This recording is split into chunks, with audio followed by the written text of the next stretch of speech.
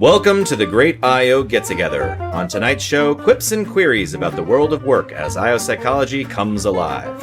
Now please welcome our hosts, Richard and Taylor. Welcome everyone to Great I.O. Get-Together number 39. My name is Richard, this is my co-host Tara. Today we are exploring chapter 13 of our textbook, Research Methods for I.O. Psychology, and this chapter is all about meta-analysis. So to help understand the cutting edge of meta-analyzing, on the show today, we have Dr. Marcus Crede, professor of psychology at Iowa State University. Welcome to the show. Thank you for having me. It's a pleasure to see you both. Well, we're very excited to talk to you today about all things meta-analysis. But to get started, we usually like to ask our guests to tell us something that the audience might not know, maybe the story of how you got interested in the field of psychology or something else that might give us insight into how you think. I was lucky enough to spend my sort of formative youth in South Africa.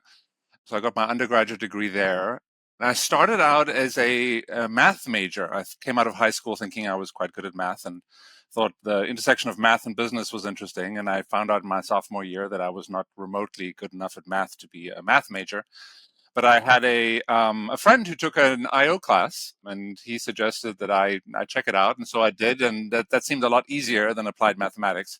And so I ended up kind of taking some undergraduate classes, and then I stumbled across a book by Arlie Hochschild, who's a sociologist, I believe, by training, called The Managed Heart, which was about debt collectors and flight attendants and how they have to kind of manage their emotions in their daily work. And I thought that was just incredibly interesting. And then I also read a few chapters from Studs Terkel's work, a book called Working, which was kind of these excerpts about how people experience their jobs. And that really grabbed me as well. And so I was lucky enough then to do my master's degree at the University of Cape Town, but then got a position in a PhD program at the University of Illinois to work with a decision-making researcher, Janet Sneezek. And that experience was interesting as well because I arrived at Illinois and she unfortunately fell very ill just a few weeks after I got there and passed away in my second year in grad school. So I think I had maybe one meeting with her, and I didn't really have an advisor until my fourth year when a young assistant professor joined our program, Nathan Kunsel. And I was at his door probably on his first day on the job for him and asked him whether I could work with him. And that's how I got introduced to meta-analysis. It's a weird tale, but I got there eventually. It's so funny to me how so many people who end up incredibly successful in the field of methods have the same story, which is essentially that it was an accident and a series of lucky conversations or, a mentor sort of tapping them on the shoulder. I also love that Studs Terkel book, by the way. I think I have 2 copies because it's just, it's too good to Somebody should do an update of that. I feel like it would be useful to get, the modern perspective on different jobs. But yeah, I think so. I've actually been thinking about something like that. But anyway, that's a great story. And I guess you and Richard are then connected by Nathan in that way too. Sure. Yeah. So, Richard, did Nathan teach you meta-analysis too, or?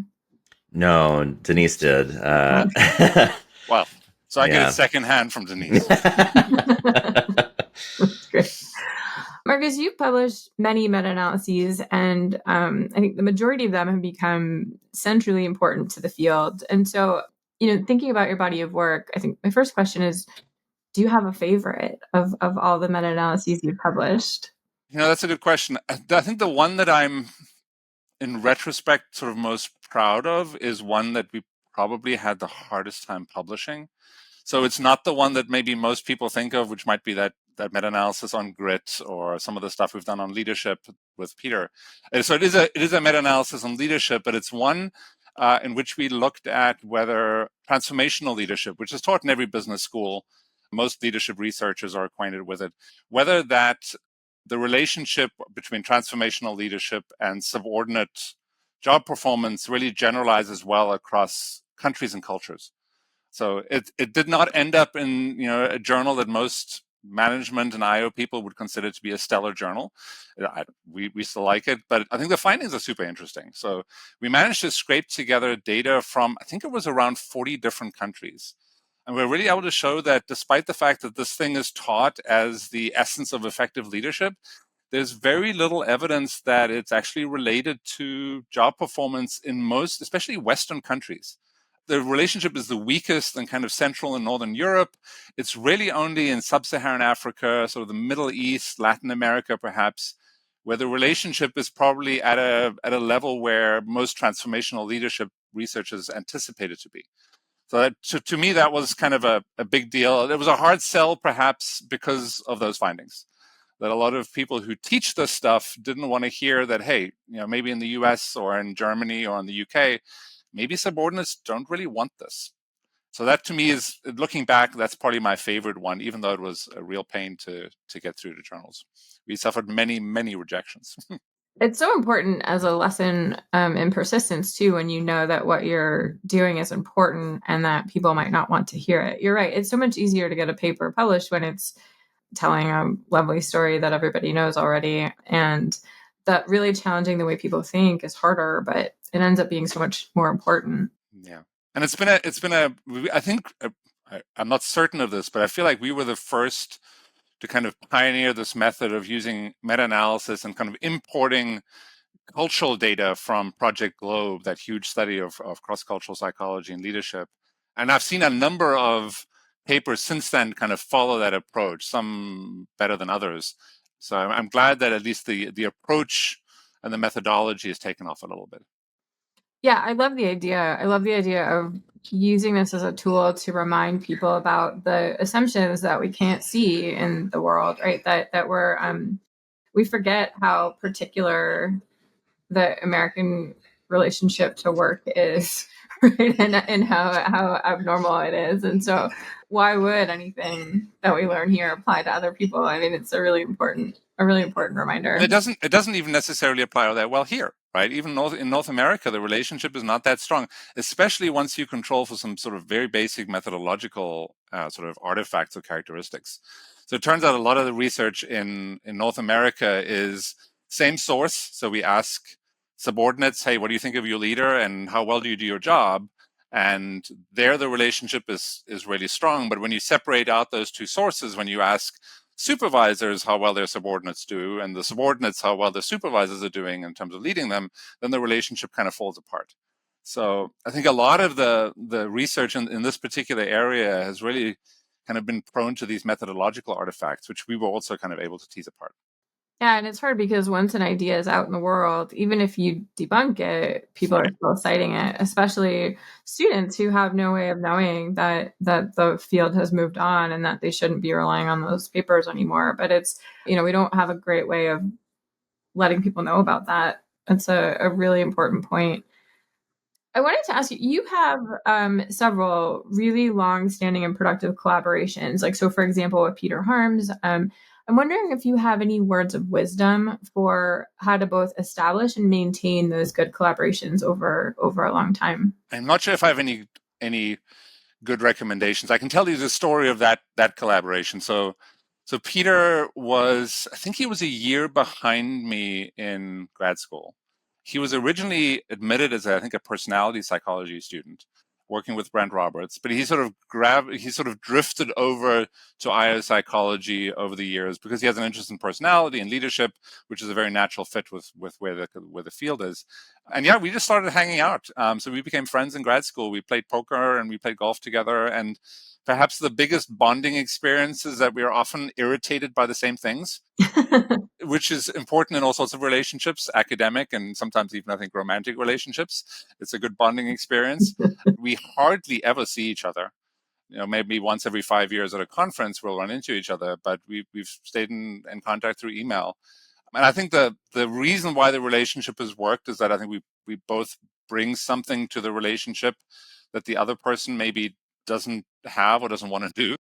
And then I think we trust each other. We try to be as honest with each other as possible. And so we know that the other person's work doesn't have to be quadruple checked for errors, because we've kind of learned that over the years that, we speak up, and I sometimes tell Peter that I think an idea is not maybe all that great, and he does the same to me. And I think that's an important part of any working relationship. Yeah. One of these days, Richard will learn to check my work more carefully because it's riddled with errors, but so far he has not learned that.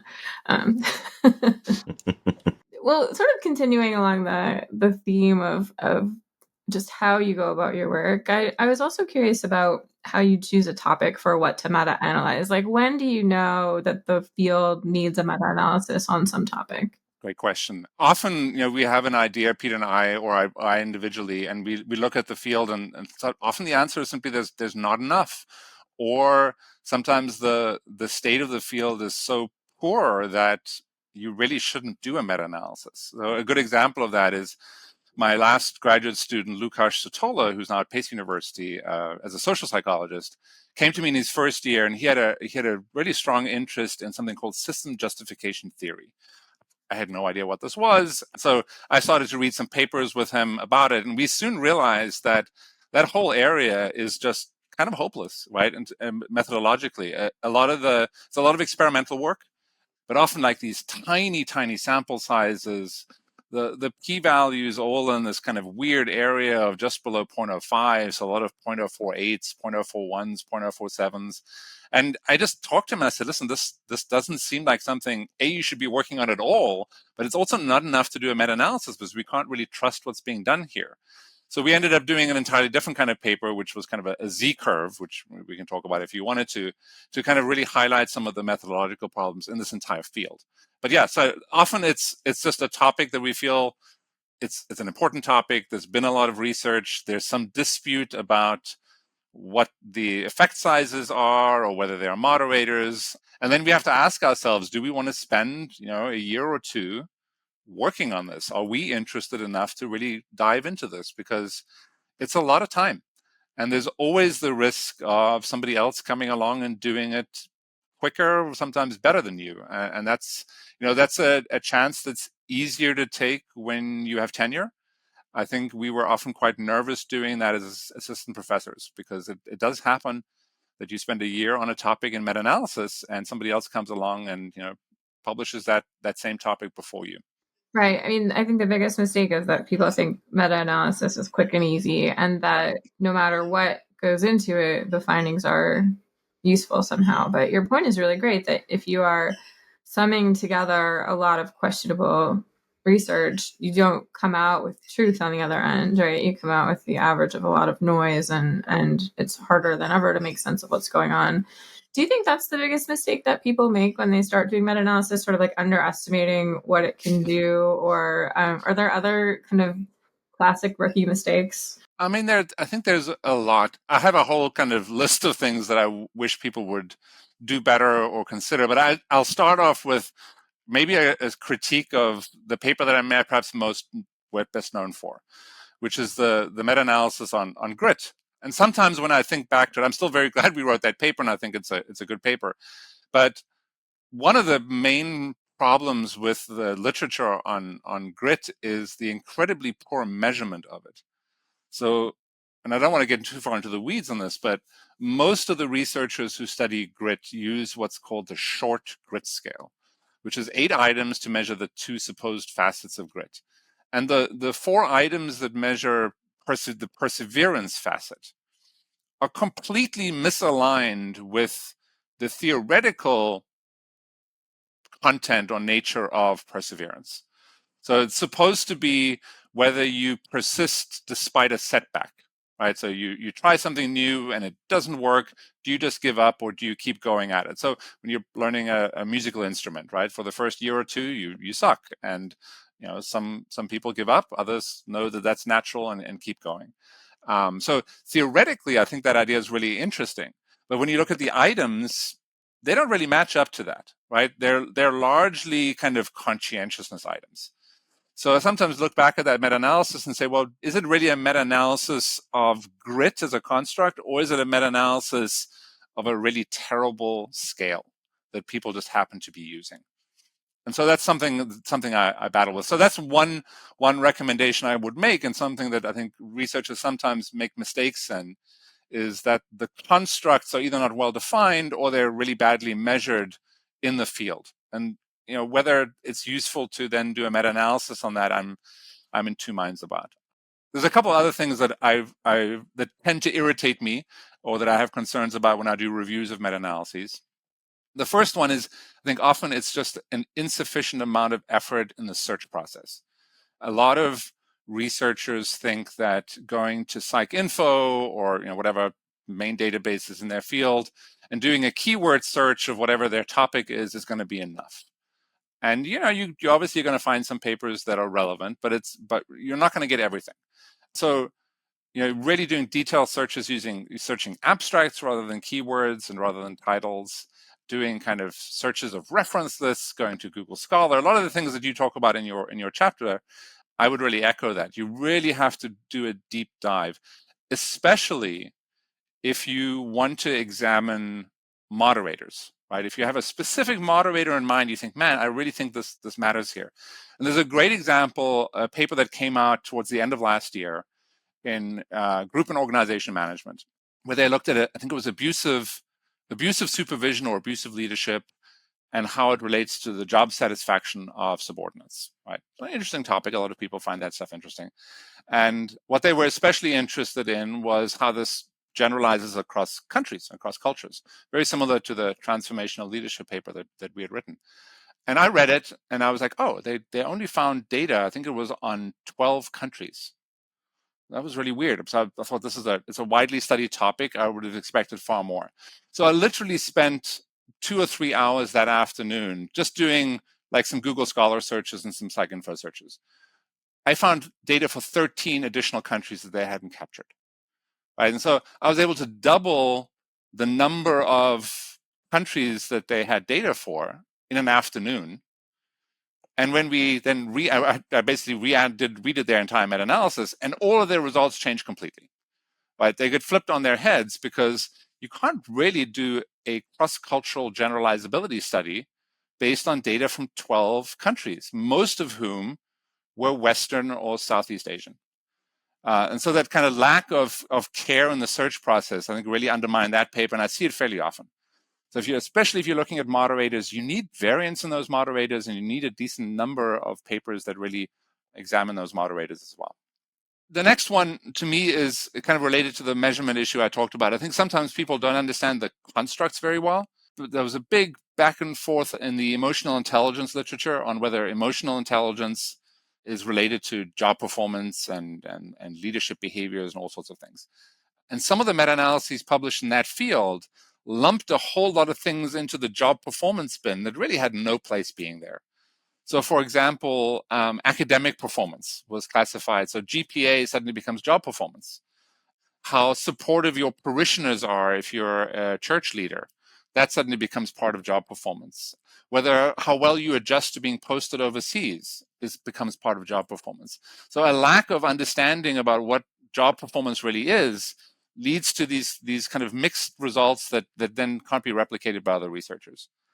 The last two that I'll quickly mention is a lot of researchers don't assess potential publication bias enough. I think there are numerous literatures where the publication bias evidence is large enough that I don't think a meta-analysis is really warranted. Again, my former student Lukasz Stotola did a great job of looking at meta-analyses that had been published in Psychological Bulletin, where they had published all their data, all their coding with it, and he went through like 30 different meta-analyses. And there was a whole bunch of them, maybe 5 or 6, where there was such clear evidence of p-hacking that you basically had to throw out the entire meta-analysis. And so I think that if the researchers had done that earlier, had looked at that as a potential problem, those meta-analyses maybe wouldn't have entered the public discourse. And then the last thing, which is perhaps a more modern concern, is we can pre-register meta-analyses. We can think very carefully about how we're going to analyze the data, what moderators we're going to look at, how are we going to look for publication bias. And these days, I think it's become more and more important for us to do that, to really put down our markers ahead of time before we ever do the coding and before we do the analysis about how we actually are going to do all those steps. Those are all really great recommendations. And I mean, if I can connect a common thread between them, I think the bottom line is that you have to care about what you're doing, and you have to believe that finding out the truth is the goal, right? Which is worth questioning if everyone shares that goal. And so I completely agree with you that if you care about what you're doing, then that means putting a lot more thought into what you're doing and a lot more thought to what you've really discovered when you do this meta-analysis. Like, what is the construct? Like, what is job performance is a great point. I always get excited about meta-analyses that look at measurement differences as a moderator, for example, right? Like, well, people who measure it this way found one thing, and people who measure it another way found a different thing. I mean, that's really useful information for the field too, but I don't really see those very often. We don't really get, I think as a field, we don't get rewarded for doing measurement work really carefully. Right. It's very hard to land that sweet business school job if you're a measurement person, right? Who really says, here's a construct we think is important, and let's really pay attention to how we measure it and whether there's, differential item functioning and whether we can translate the scale. Those kind of questions don't get the recognition that they perhaps deserve, but downstream it leads to all sorts of problems when it comes to meta-analyses and any other type of work that you do with those measures. So part of me wishes that we sometimes would abandon some of our really fancy statistics and even meta-analyses perhaps and return back to saying, let's figure out what constructs we think are important and how do we best measure these things before we run away with all the fancy modeling that we like to do. I hear more people making that plea or that argument that fancy statistics is not going to save a bad research question. It's not going to save a bad design. And statistics is easy. Thinking is hard, right? Like asking the right question is hard. So related to that and related to what we've been talking about, do you think AI could do a meta-analysis that's good and useful?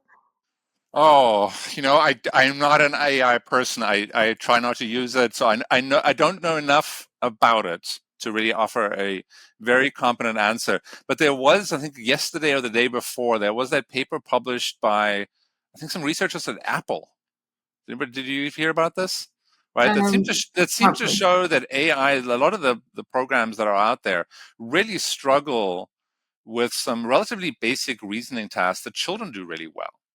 And as long as that's an issue, and there are so many, I think, critical decisions that have to be made when you're doing any kind of study, including a meta-analysis, I certainly wouldn't trust an AI program to do a meta-analysis. It may be able to produce something that looks like one and reads like one, but right now, I'd count me as very skeptical.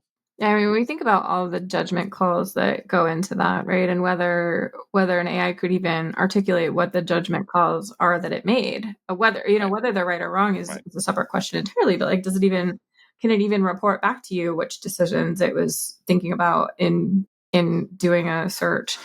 Can an AI program respond to reviewer comments? That may be the most useful part of large language models. I don't know. That is a great question. That would be wonderful. Yeah, but I think about my former students, Nikki and John, who they were working on a meta-analysis that involved going physically to the headquarters of the International Communication Association and sitting there going through all of the abstracts because they weren't online anywhere, right, to make sure that they had done a complete search. And that kind of thinking about where might I look for information that might be unexpected or surprising or that is not online is obviously beyond the capability of any software we have now.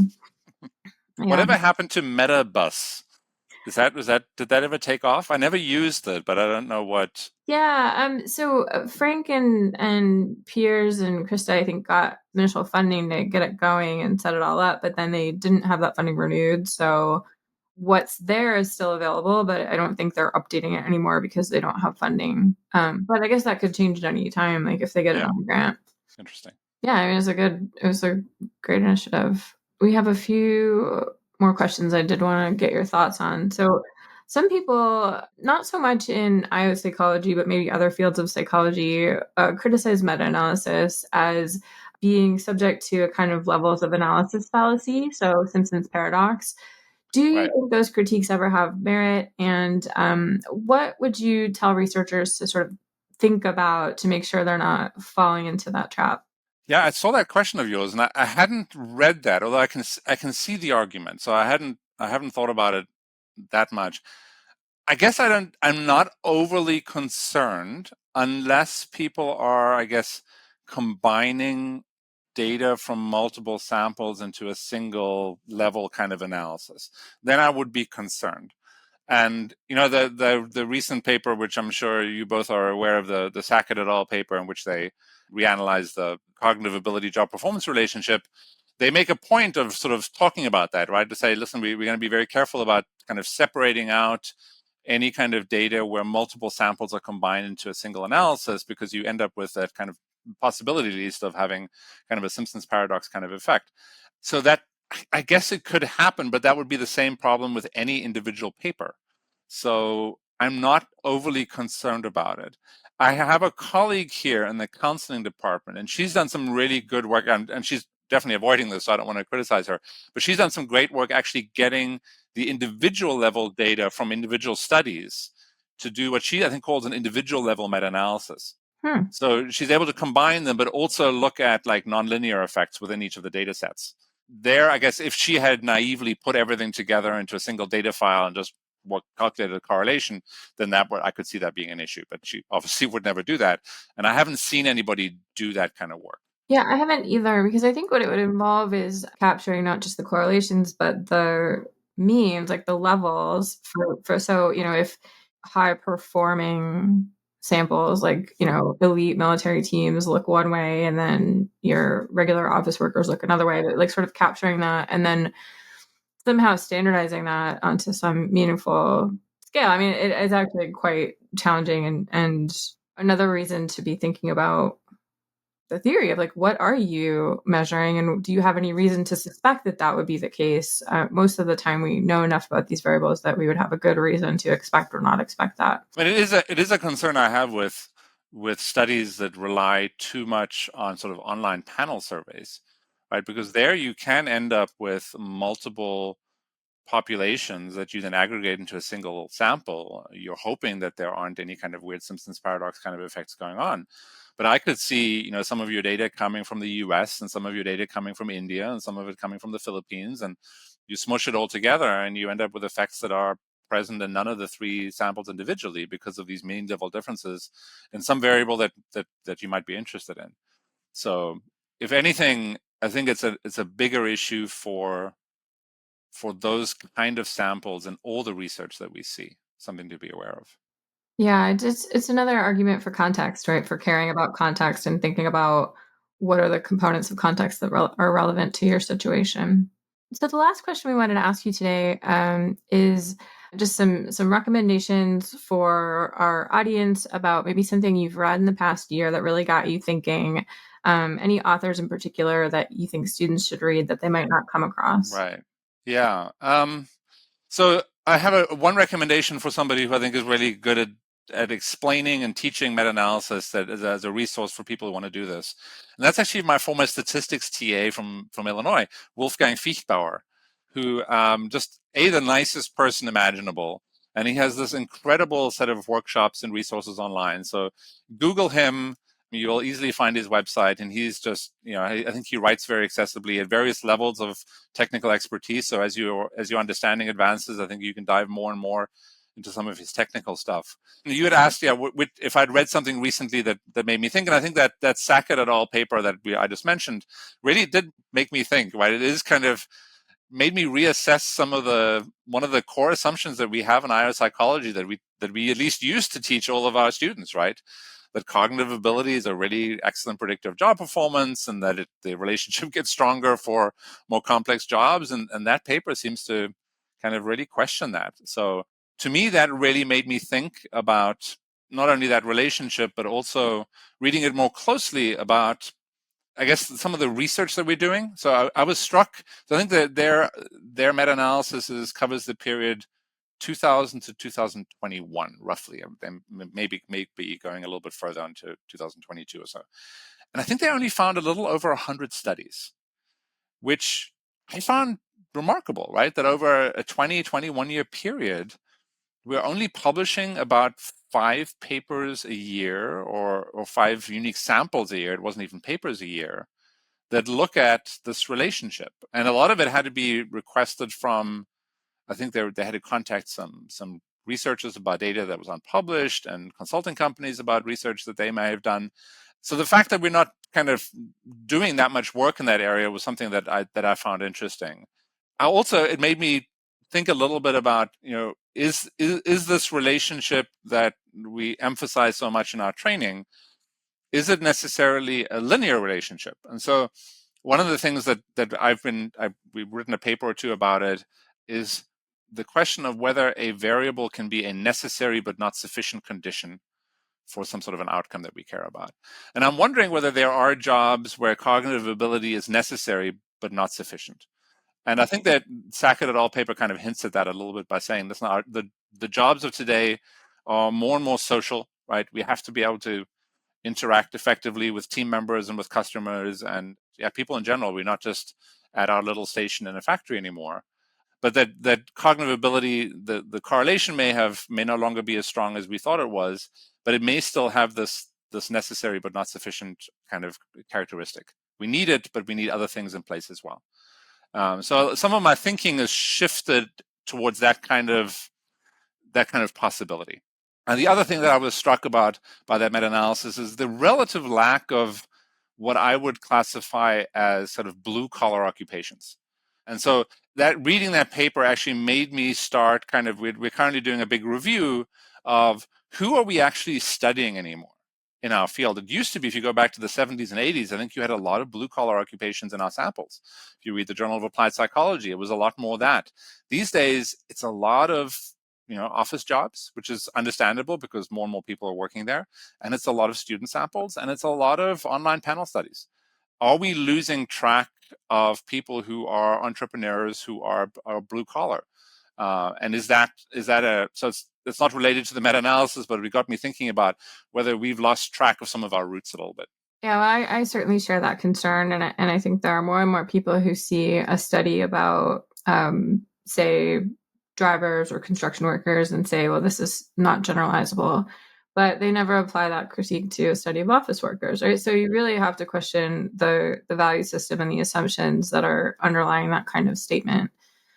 And I think relatedly, to the Sackett paper, the one other thing that has changed is people's attitudes about testing and attitudes about cognitive ability and the value of cognitive ability. I mean, in the 90s, it was prioritized, right? Like, McKinsey was sort of famous for saying, like, we want the smartest people. Well, they said the smartest guys, but and people don't talk like that anymore. We want ethical behavior, right? We want leadership, we want compassion, we want good team members. And by prioritizing other things in the measurement of job performance, like, we actually change that relationship. It's not like the relationship exists without human intervention, right? Like we've always had a role in defining what job performance is. Well, Marcus, this is a really great conversation. I have a ton to think about, a ton to read.